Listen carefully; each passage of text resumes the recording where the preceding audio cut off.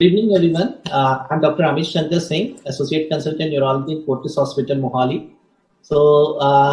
My topic of talk today is current approaches to multifocal motor neuropathy. It's a rare disease, and just change this. How can I change the slides? Yes, yeah, next.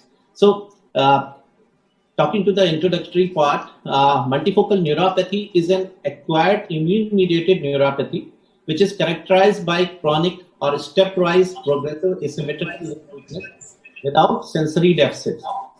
And in this disorder, upper extremities are mostly affected, but lower extremities can also be affected. And it is a distal neuropathy.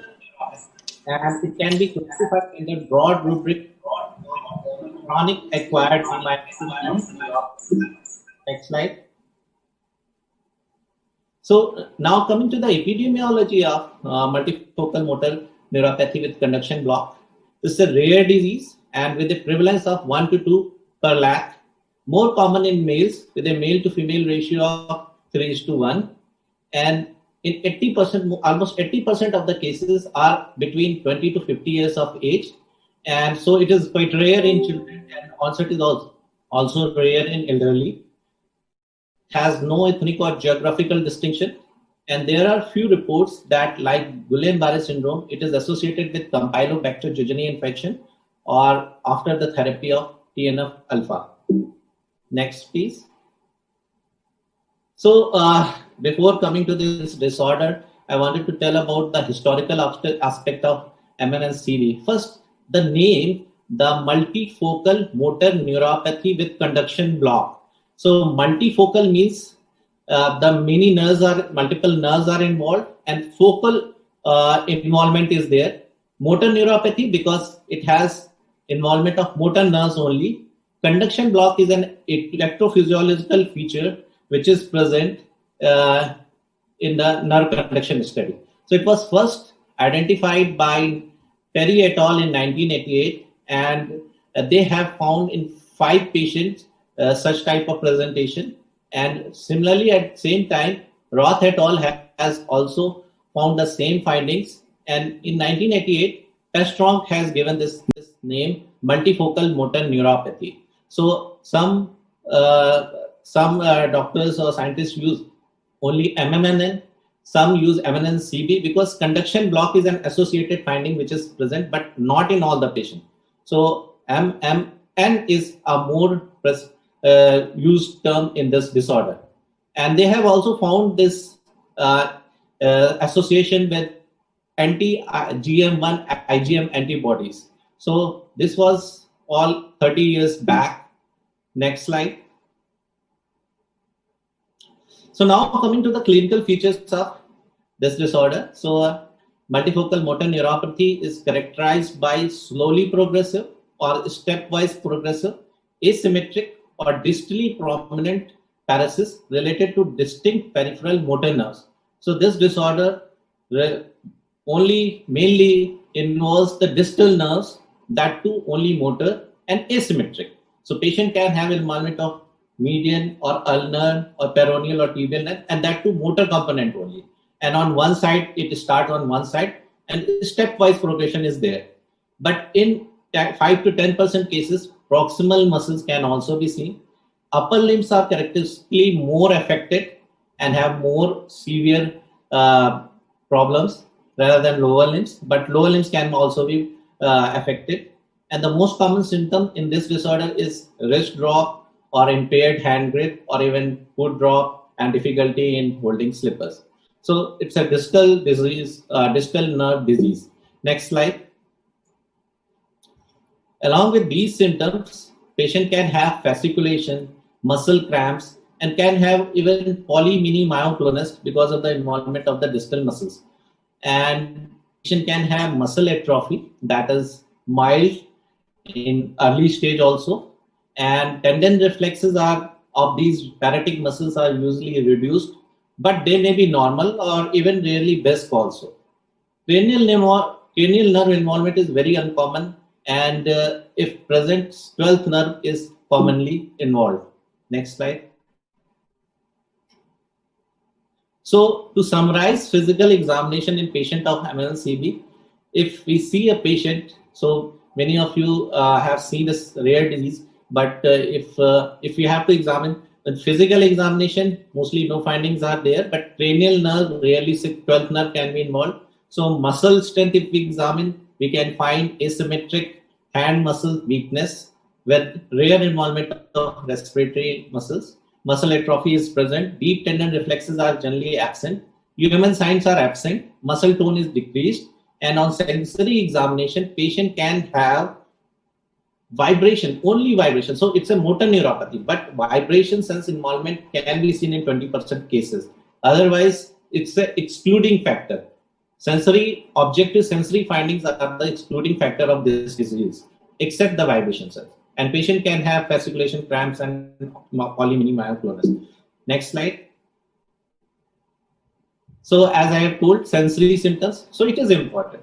So according to the European Federation of Neurological Sciences, the guideline says if there is any sensory objective abnormality, then we have to exclude this disorder. In this disorder, generally sensory findings are not there, but minor vibration sense abnormalities can be seen in 20% of the patients. So this is important because it can distinguish many disorders. Next slide.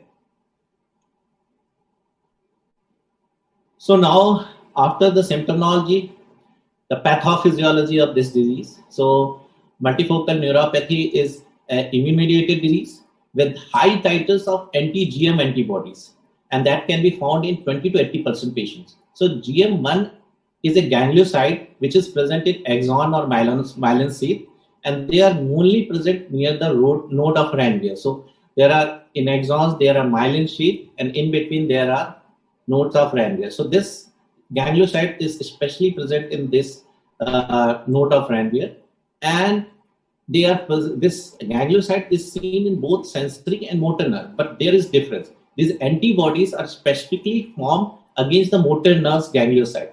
That's why this distinction of motor, specifically motor neuropathy in this disease. And this antibodies, because of this antibodies, immunomodulatory treatment is also present because it is an immune-mediated disorder. Next slide, please. So as I have told, node of Ranvier or paranodal region are affected predominantly. So this is node of Ranvier, and because of antibody-mediated attack, the region around this is affected. We can see the axons with the node of Ranvier, and paranodal demyelination is seen, and this leads to exactly the conduction block without segmental demyelination in this disorder. Next slide, please. So as I told that GM1 ganglioside is appended around this node, and antibodies against this ganglioside leads to this conduction block and damage in this disorder. Next, please. So we know now the pathophysiology. So how to distinguish with other disease, how we have to go for further workup in this disorder. So there are laboratory investigations. So routine laboratory parameters are normal. CSF study is done so as to rule out other diseases. And in this disease, rarely protein concentration is more than 80 milligram per dl. So proteins and cells are normal.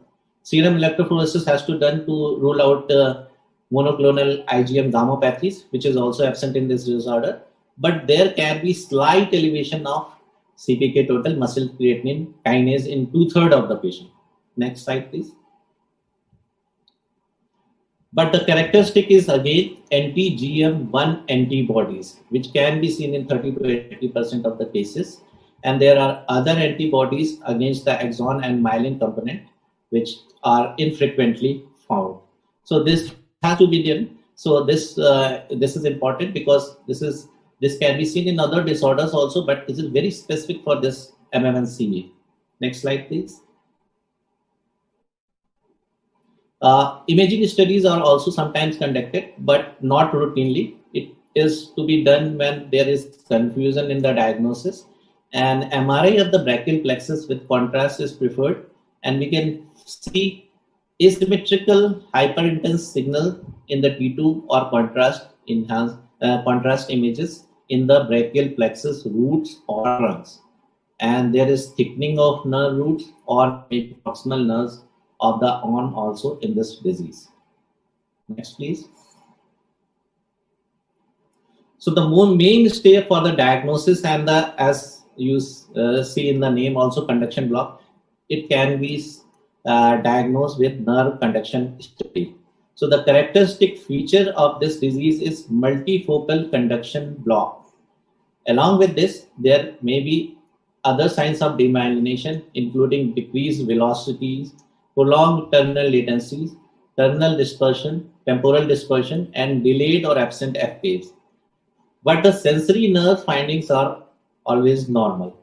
And in later stages and in some incidences, axonal degeneration is also found in this disorder, where the treatment is not very effective. Next slide, please. So what is conduction block? So if we go for nerve conduction in a nerve, like in a median nerve, and there is distal stimulation, there is a CMAP formation with a specific amplitude and area. And when the proximal stimulation is done in normal nerves, another CMAP will be formed. It has comparatively equal or sort of amplitude and area. But in MM and CB, because of the degeneration of the nodal area and demyelination, distal stimulation will form a CMAP with a specific amplitude, but the proximal stimulation will not form the similar CMAP but it has a reduced area and reduced amplitude. So this is conduction block. Next slide, please. So in motor conduction study of median nerve, we can see as we go proximally, the CMAP amplitude start decreasing in MMNCB, and the area under the curve is also decreasing in motor nerve. But we can see in sensory, the amplitudes or area are almost same. So that's why it is a motor conduction block in median nerve in this setting. Next slide, please. So this conduction block can be judged by amplitudes and the area, and around 20 to 50% reduction is seen in most of the cases. But this conduction block is not essential for the diagnosis. If there are typical clinical presentation and good response to IVIG without conduction block, then also this disease need to be, this should be characterized as MMN. Next slide, please. So there are EFNS guidelines for this electrophysiological criteria for definite conduction block. So in upper limbs, it has to, the amplitude has to be reduced more than 50, and the area reduction should be more than 40%. But in lower limb, the amplitude should reduce more than 60%, and the area should reduce more than 50%. So this is the definitive electrophysiological criteria, and it should be next slide, please. So along with nerve conduction studies, sometimes nerve biopsy is done, but as we go for the nerve biopsy is generally done in sural nerve, which is a sensory nerve, so it's not helpful. So but it can be done to rule out other disorders. And in motor, if the nerve biopsy of the motor nerves done, and that too in the affected area, sometimes we can found thinly myelinated axon and the formation of onion bursts at the site. Otherwise, nerve biopsy is generally not recommended. Next slide, please. So the diagnostic criteria of multifocal motor neuropathy according to FNS is essential criteria and the supportive criteria. So the essential criteria, as I have mentioned all the findings, but we have to see all the essential criteria and supportive criteria once again. So slowly progressive or stepwise progressive asymmetric weakness related to at least two distinct peripheral nerves for more than 1 month, but usually more than 6 months. This is the first criteria. And no objective sensory deficit except minor vibrations and abnormalities. Definite conduction block according to the electrophysiological criteria of two or more peripheral nerves, and normal nerve conduction study of the sensory nerves, and any absence of any upper motor signs. So this is the essential criteria. And to support this criteria, there are supportive criteria. Predominant upper limb involvement at onset, along with decrease of absent tendon reflexes in the affected limb, absence of cranial nerve involvement, cramps and fasciculation in the affected limbs, elevated IgM ganglioside GM1 antibodies, MRI showing gadolinium enhancement or hypertrophy of brachial plexus, and clinical improvement following IVIG treatment. So this is supporting criteria. Next slide, please. Along with this criteria, there is a exclusion criteria also. So if these symptoms or findings are present, then the MMN is not there. So this exclude this diagnosis, and the exclusion criteria include upper motor neuron signs, any marked verbal involvement, significant sensory impairment, diffuse or symmetric pattern of paresis at the beginning of the disease, and CSF protein of more than 1 gram per liter. Next slide, please. So now coming to there are some differentials or mimics of this motor multifocal motor neuropathy with conduction block. And the common are amylotropic lateral sclerosis, lower motor neuron diseases like PLA, progressive muscular atrophy, chronic inflammatory demyelinating CIDP, or Matsam or Lewis-Sumner syndrome. So if we want to differentiate it with amylotropic lateral ALS, then there are some differentiating points. Like in ALS, there is increased tendon reflexes in the weakened muscle. So UMN signs are present, and it's a rapidly progressive disorder. So it can be differentiated by that. And in nerve conduction study, we don't find this conduction block. Lower motor neuron disease are difficult to differentiate, but obviously there are some differences, rapidly progressive nature, and almost every time there is decreased reflexes in the weakened muscles, and there will be no conduction block. So this can be a differentiating factor. In CIDP, it's a symmetric disease with predominant sensory symptoms, with generalized hyporeflexia and a relapsing nature. And CSF proteins are also high. So these are the differentiating points.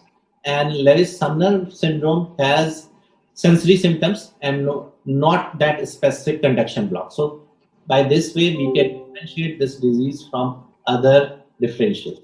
Next slide, please. So after differentiating it and confirming the diagnosis, now coming to the treatment. So the best treatment is IVIG. It is most efficacious, and it is highly effective in 70 to 90% patients, but require periodic treatment over several years. And it is said that with the IVIG treatment, muscle strength improves. Along with that, the conduction blocks also improve. But there is no effect on anti-GM1 antibodies. But there are some cases where the long-standing disease is there and axonal degeneration is there. There is poor response with IVIG. Next slide. IVIG is to be given intravenously, but there are some recent studies which say that subcutaneous route can be also used, and it has to be given in doses of 2 gram per kg body weight over 2 to 5 consecutive days. And the maintenance dose is said that it can be given at monthly intervals of 1 to 2 gram per kg body weight, but it's not feasible in our setup, and especially because of the cost restraint. So one of my patients is getting it every 3 monthly. So he is happy with that also. So we have to see all that also. So sometimes IVIG efficacy decreases, then we have to decrease the duration of the doses and may increase the doses also. Next slide, please.